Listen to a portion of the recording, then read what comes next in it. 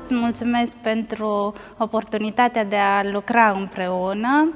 Numele meu este Adina Pop și sunt coordonatorul Departamentului de Tineret din cadrul Primăriei Cluj-Napoca.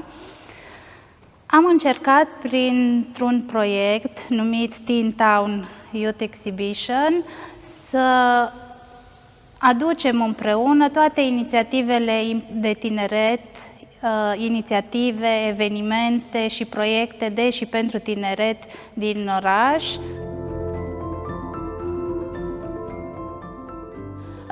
Ideea a luat naștere undeva acum vreo 2 luni, iar prin acest proiect am vrut să arătăm faptul că vocea tinerilor trebuie să se facă auzită. Au foarte multe proiecte importante pentru oraș, au foarte multe evenimente prin care ei își comunică practic atât nevoile cât și așteptările de la noi, de la municipalitate.